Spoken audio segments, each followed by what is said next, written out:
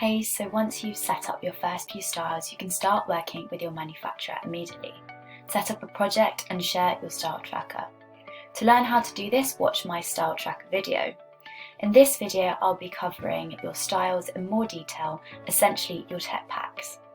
By the end of this video, you'll know how to build a full tech pack ready to start sharing with your factory, clone across styles and collections, chat with your team and manufacturer in style threads. Before we jump into it, once you start using the style builder, you'll be able to spend less time setting up your styles. I'll show you how to use the clone feature, confidently use the same material and components across all styles.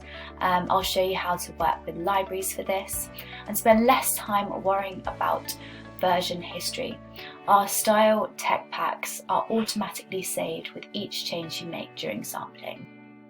I'm now in my Autumn Winter 22 collection, which has styles already created. If you're not sure how you set up your collection, watch my video on collections and projects. If I click into my style, and I am now in what we call the style builder, this is your tech pack. At the top of the page, you can edit the name of the style by clicking on the pen icon and hitting enter once updated. I can also add more images to my style to show the front and the back. I'll do this by clicking on the plus sign below the image. In the style summary section, you can edit your style details, i.e. style ID and quantity. You then have 4 key cards where you can start building additional information into your style. This will include information on your materials, the fit log, trims, and also any reference images you might have related to the style. I'll be setting up materials first. Click on the plus sign by materials. There's a few different ways to add a material into your style. You can upload a new material from this page, or if you've already built out your libraries, you can just click choose from libraries or choose from different boards that you have set up. Here I'm going to create a new material. I'll add a PNG image of the material. If you do not have one, we recommend taking a screenshot from online. If your brand works with PDFs, we recommend taking a screenshot of your PDF. And then fill out the details of your material. Once you're set, this material is automatically added into your materials library, and you can use it in other styles using the same material. Now I'll head into the materials card to show you how to add more details to your swatch, including colours and prints. Here you are also able to change or add information into your materials card. Just click on the pencil icon next to details and you'll be able to edit the information as required. I'll head in and add a fabric finish. Also able to change the image of the material by clicking on the pen icon on your swatch image. If you'd like to fully replace your material, you can do this by clicking on the 3 dots and click Replace Swatch. This comes in handy if you've changed your mind about your material but want to keep the colours and print information intact. Next, we'll add colours and prints. In this example, I'm going to create a daisy print and blue colour. Click on the plus sign, give your colour a name and a colour code, for example, a Pantone colour. Simply link your colour to your new variation. I'll call it blue. If you have multiple colours, you can click on the plus sign again and follow the same steps. To add the daisy print, I'll click on this plus sign here next to print and embroidery. I'll fill in details here, upload my print file. You can upload any type of file in this artwork area, but for the thumbnail, it's a PNG or a JPEG. A tip here is that you can use the description to add additional details like dimensions, details for your print. Once I'm done, I'll assign the variation daisy print for the print. Like with colours, simply click on the plus sign if you need to add more prints here. We've now set up prints and colours. Next, I'll set up my measurements chart. I'll head into dimensions area to start adding measurements. I'll also show you how to add construction and placement notes in this area. Firstly, add a flat drawing and enter any standard sizing here. You can also add custom sizes if you wish. Don't worry, you can always change this information later, so feel free to start with just one size.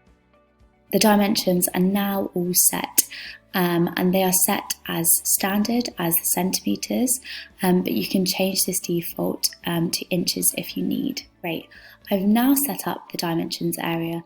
There are two ways to add your measurements here. The one way is to directly add your measurements on the platform by clicking on this plus sign here and adding your points of measurement, tolerance and measurement nodes. Or if you're currently working on a spreadsheet or in Excel, you can also upload your points of measure and measurements by clicking on the upload sign. And then select download your data. This will download a CSV template where you can copy and paste the information from existing spreadsheets. Do not change the names of the column headings in this sheet, as that will cause problems when you try to upload it. The only columns you can change or edit are the size columns. If you don't have all of the information, make sure all empty columns contain a 0. If you have commas for decimal places, change them to dots too. Next, I'll save my CSV file and head back into the platform to upload my sheet. If done correctly, you'll see a pop-up to confirm your sample size. This is the main size you'll be carrying out fits on with your manufacturer. Once you set this up, you'll see that the dimensions table has been populated. To rename your size or change the sample size or rearrange sizes at any time, you can do this by clicking on the 3 dots here. So within the construction and placement tab up here, you can add construction and placement notes relating to your style. For example, this could be your stitching details or where the labels go. To do this, I'll add an image and pin my annotation.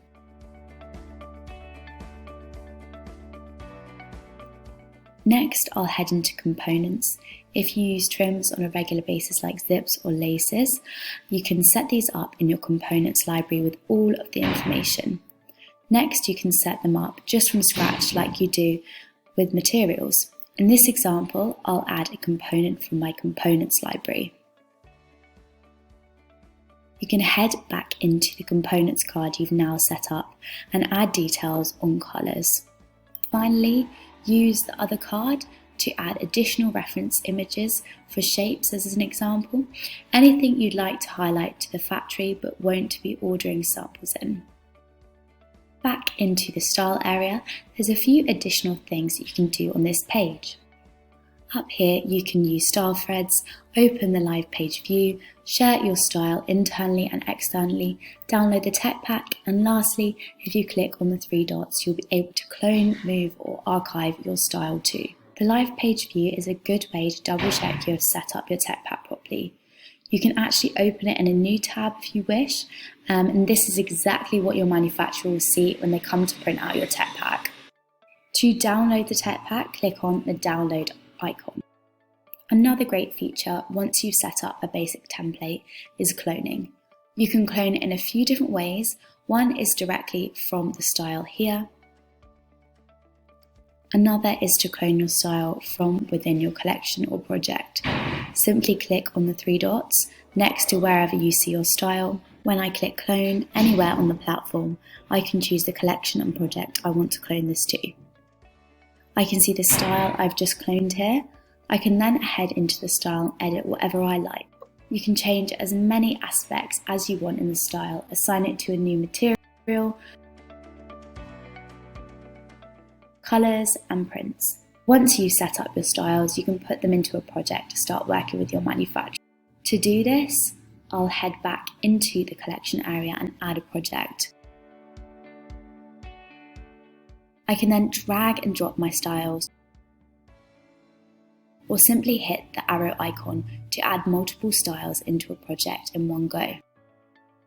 We have a video on how to request samples once you're done with setting up your styles.